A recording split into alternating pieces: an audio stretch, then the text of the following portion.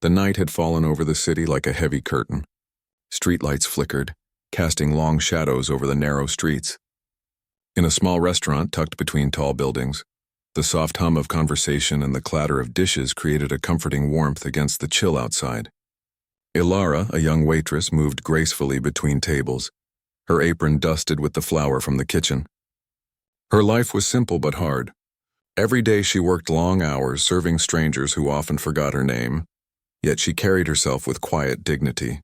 It was during one of her evening shifts that she noticed him. A small boy no older than 6 sat at a corner table.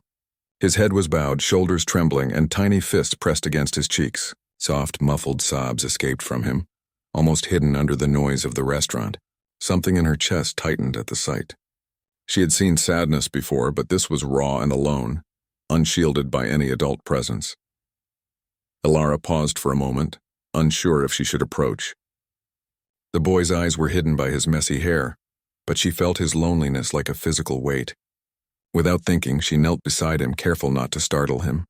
"Hey, little one," she said softly, her voice gentle as a breeze. "Are you okay?" The boy flinched, then looked up briefly. His eyes were wide and dark, full of fear and confusion.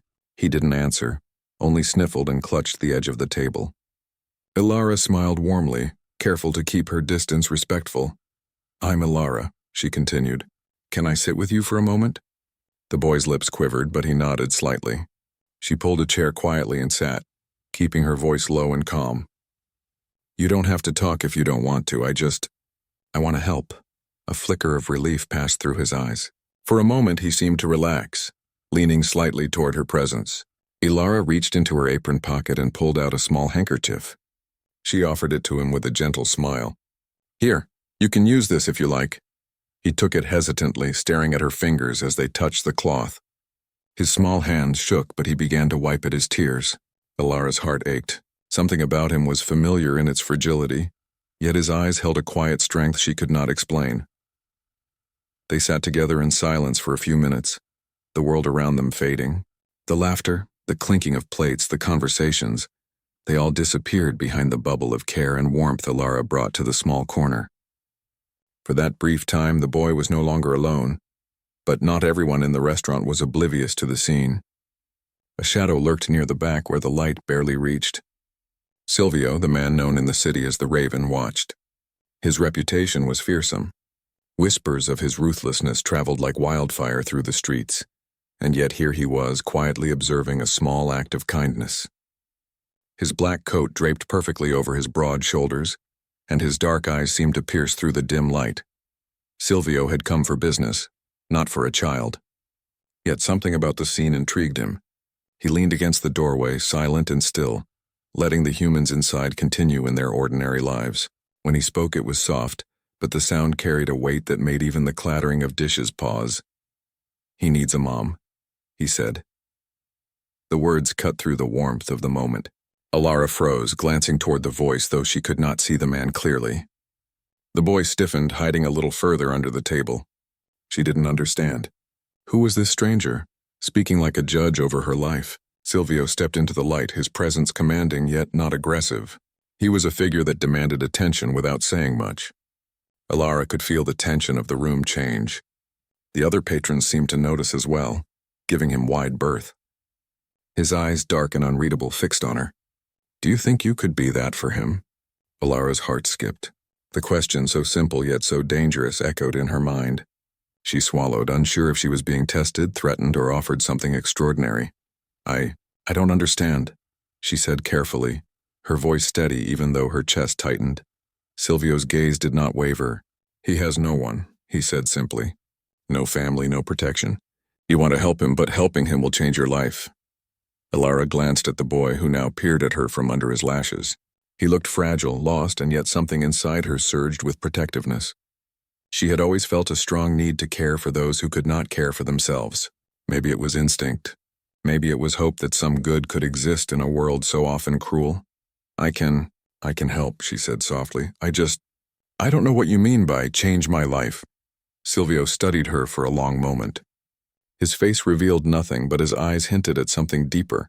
A challenge, a warning, perhaps even respect. "You are not just helping a child," he said finally. You are stepping into my world. Darkness comes with this city, and sometimes it comes very close. He is not the only one in danger. If you want to protect him, you will see that soon enough." Alara felt a chill, but she did not move away. Her hand rested lightly on the boy's shoulder. He leaned toward her, sensing the safety she offered. Something in her heart told her that this man, dangerous as he was, had not spoken lightly. He understood more than he revealed. The boy's small voice finally broke the silence. "Please, don't leave me." Her heart melted. She reached out, taking his hand and holding it gently. "I won't," she promised. Silvio's lips curved almost imperceptibly into a shadow of a smile. He turned and walked toward the doorway, his coat swaying behind him. "We will see," he said, his voice low and certain. "Tomorrow you will understand what I mean." The moment he left, the tension in the room slowly dissipated. Alara stayed with the boy, whispering to him softly, coaxing him to eat and drink, keeping the warmth between them alive. She wondered about the man who had appeared so suddenly, about the weight of his words, and about the life that seemed to hang in the balance around a single child. Night pressed on, and the restaurant began to empty. Alara cleaned tables slowly, her mind still on the boy, on Silvio, and on the strange pull she felt toward both. The boy, Theo, now sat quietly, his head on her lap, finally calm enough to sleep. She wondered what his past had been, what dangers lurked in the city streets, and why fate had brought them together. As she closed the restaurant doors behind her and stepped into the cool night, she felt the city's pulse like a living thing. Somewhere in the shadows, eyes watched. Silvio's presence lingered like a whisper in her mind, a promise, a challenge, and perhaps a warning. She did not yet know if it was danger, opportunity, or something more profound, something that could change everything. Alara returned home, but sleep did not come easily. She thought of Theo, of his small trembling hands, and of the dark man who had spoken so simply yet carried such power. She realized that life as she knew it was ending, and a new chapter, filled with unknowns, was beginning. In the quiet of her room, she whispered to herself, a promise she hoped would hold. "I will protect him. I will not let him be alone." And somewhere in the shadows of the city, Silvio watched, knowing the game had begun, and the small seed of connection had been planted. The night waited, dark and endless, as destiny quietly unfolded around a waitress, a child, and the man who ruled the shadows. The morning sunlight barely broke through the thick clouds that hung over the city. Alara rose early, her thoughts already on Theo.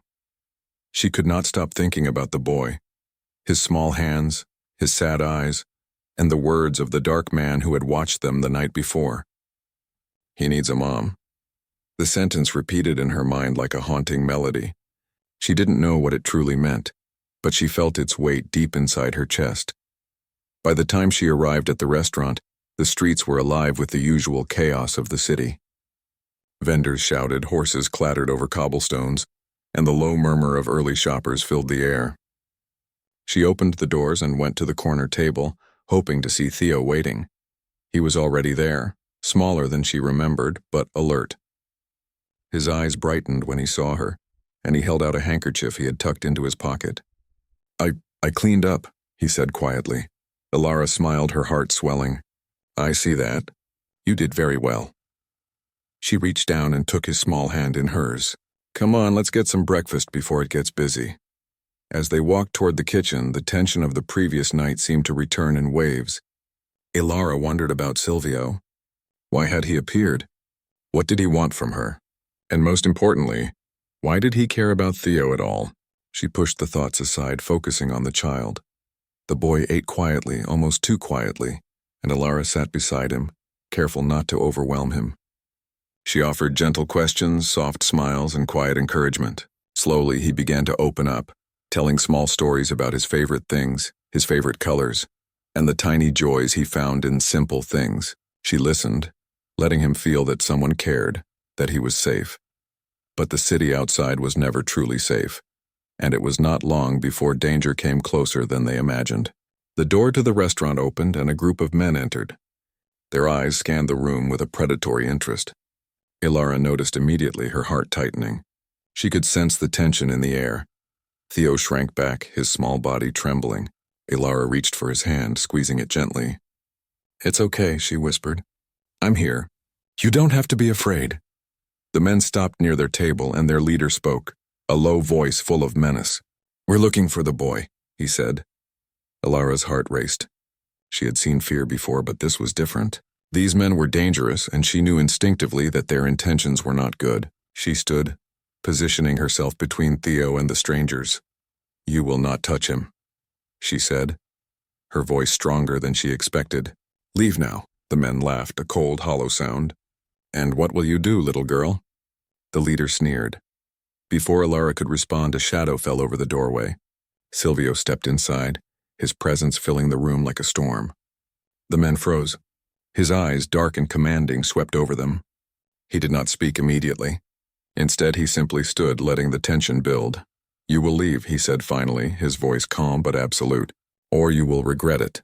The men glanced at each other nervously, then slowly, silently, they backed toward the door. Silvio's gaze did not leave them until they disappeared into the street. Only then did he turn to Alara and Theo. You cannot stay in the middle of this alone, he said, his tone almost soft when he addressed her. This city is dangerous. He is a child who has no protection. You are kind, but kindness alone will not keep him safe. Alara felt a mix of fear and gratitude. She wanted to ask questions to understand, but she knew better than to challenge him openly. Instead, she simply nodded. I understand, she said. Silvio studied her silently. If you truly want to protect him, you must accept something, he said slowly. You will need to step into my world fully. There are rules here, things you cannot ignore and people you cannot trust. But if you stay, I will help you keep him safe. Alara's mind raced. His offer was tempting but terrifying. She thought of the small hands she had held, the quiet eyes that had trusted her. She realized that keeping Theo safe was more important than her fear. I will do what I can, she said finally. Silvio nodded, his eyes sharp but unreadable. Then you are already halfway there. The days that followed were tense but filled with small moments of warmth. Alara began to spend more time with Theo, helping him with simple tasks, teaching him small routines, and listening to his stories. He began to smile more often, and the tremor in his hands eased. She marveled at the resilience of the child, even in the face of the dangers around him. Silvio appeared regularly, observing quietly, offering subtle guidance. He never forced her to follow his rules, but the presence of his authority was undeniable. The tension between them was palpable. She could sense the power he held, the danger he carried, and yet there was a strange attraction in his protectiveness, in the moments when he revealed a softer, almost human side. One evening after the restaurant had closed, Alara and Theo were walking home through the quiet streets. The city was dark and empty, the shadows long and deep. Theo held her hand tightly, his small fingers trembling slightly. Do you think he will come again? Theo asked, his voice small.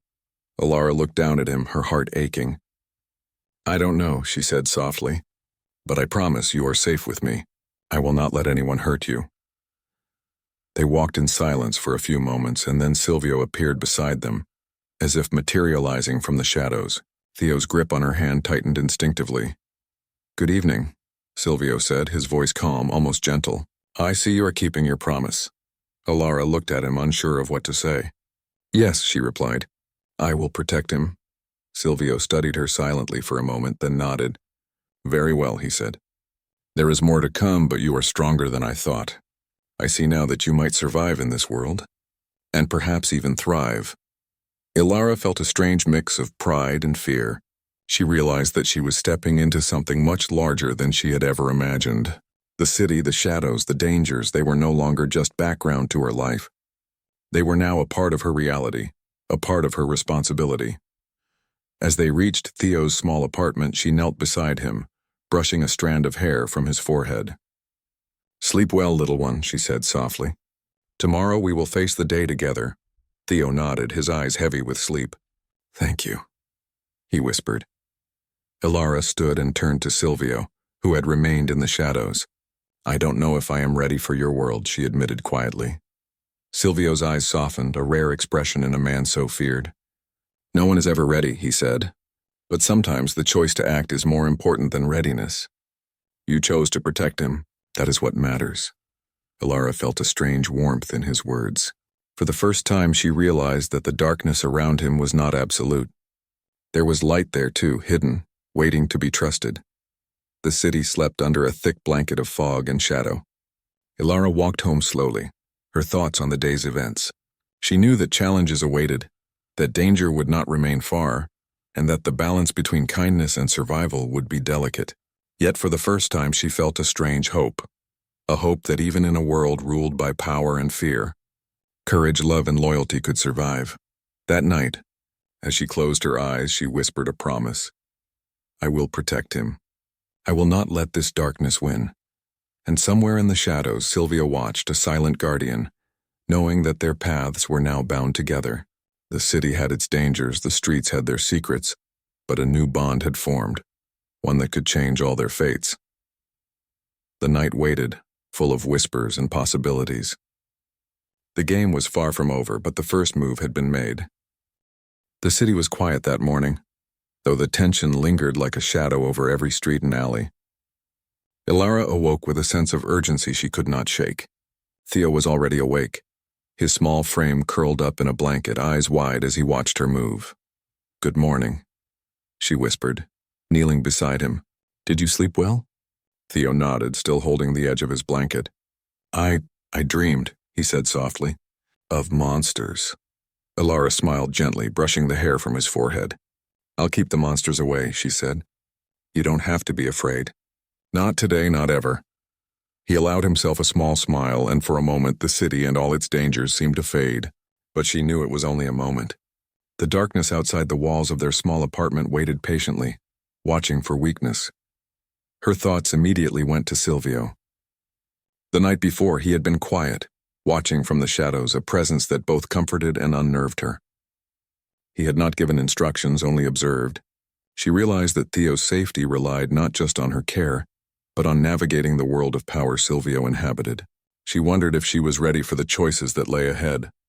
By mid-morning, they were walking toward the restaurant. Theo clung to her hand, and she felt the weight of responsibility heavy on her shoulders.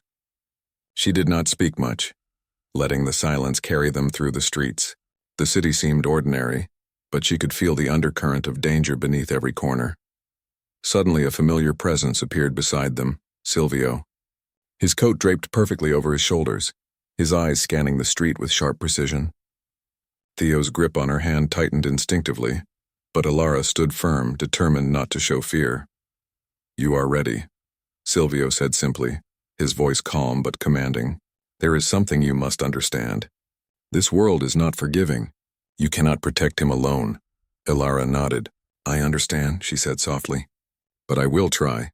I will do whatever I must to keep him safe.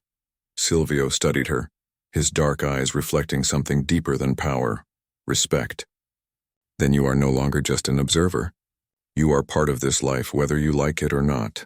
Today you will see what that means. Before she could ask questions, a commotion erupted nearby. A group of men appeared suddenly, their eyes sharp with intent. Ilara's heart raced. She knew these men were not ordinary troublemakers. They were remnants of rival gangs, eager to challenge Silvio's authority and take advantage of the boy's vulnerability. Stay behind me, she whispered to Theo.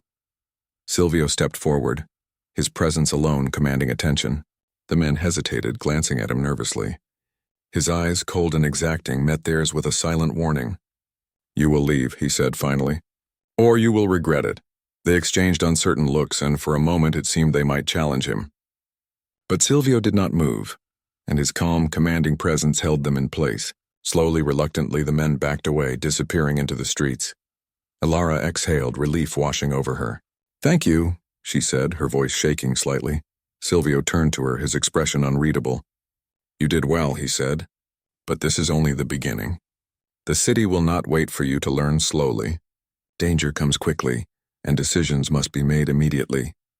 For the first time, Ilara felt the true weight of her promise. Protecting Theo was no longer about kindness alone. It was about courage, strategy, and understanding the darkness that surrounded them.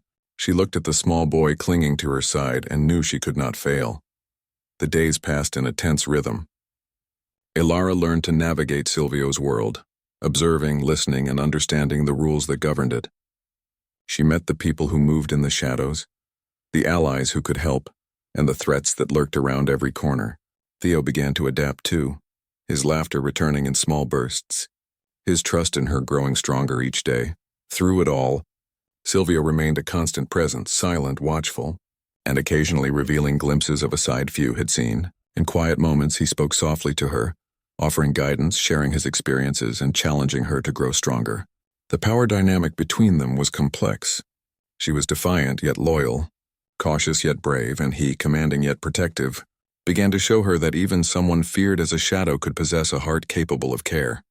One evening, as the sun dipped behind the city, painting the sky in shades of fire and gold, Ilara and Silvio found themselves alone on a quiet street. Theo had gone ahead with a trusted friend from the restaurant. Silvio's gaze lingered on her, his dark eyes intense. "You have changed since the first day," he said. "You are stronger, braver, and more capable than I expected." Ilara felt a warmth in his words, but also a weight. "I had no choice," she said softly. "He needs me and I care for him. I cannot stand aside." Silvio nodded slowly, almost approvingly. "Caring is dangerous in this life," he said, "but it is also powerful. You have something most do not, heart. You can use it to protect him, to protect yourself, and even to influence others." Ilara realized then that their connection was deeper than she had understood. It was not just about survival or protection. It was about trust, understanding, and the choice to step fully into a world that could be cruel and dark. Night fell completely, and with it came a threat unlike any before. A rival faction, emboldened by previous failures, had decided to strike at Silvio's operations directly, using Theo as a target. Ilara felt fear grip her, but it was tempered by resolve. She would not allow harm to come to the child. Silvio moved quickly, his actions precise, commanding the allies around them. Ilara stayed close to Theo, keeping him calm, whispering reassurance, and guiding him through the chaos. In that moment, the bond between them was unbreakable. She realized that love, courage, and loyalty could become as powerful as any weapon, and that even in a world ruled by shadows, humanity could survive. The confrontation ended quickly but decisively. Silvio's planning and authority combined with Ilara's courage ensured Theo's safety. The rival faction retreated, and for the first time in days the streets felt momentarily quiet. As the danger subsided, Ilara turned to Silvio. "We did it," she said, her voice soft but filled with relief.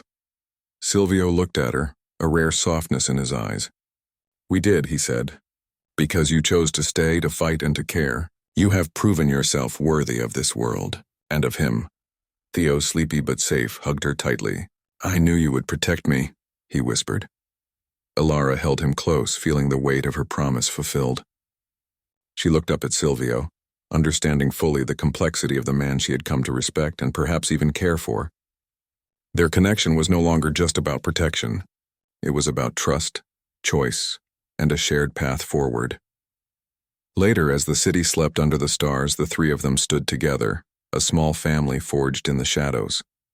Silvio placed a hand gently on Theo's shoulder, then looked at Ilara. "You chose to stay," he said, his voice low but firm. "Now we face the future together." Ilara nodded, her heart steady. "Together," she repeated. The city was vast, dangerous, and full of uncertainty. But in that moment she felt hope. She had stepped into the darkness and found strength, courage, and love. She had chosen to protect, to care, and to stand by the boy and the man who had come to mean so much to her. And in the quiet night, as the wind whispered through the streets, Ilara realized that their story had only begun.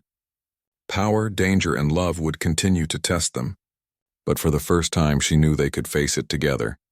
Because even in the darkest city, under the shadow of fear and danger, the light of loyalty, courage, and love could shine, and that light, fragile yet unyielding, would guide them through whatever came next.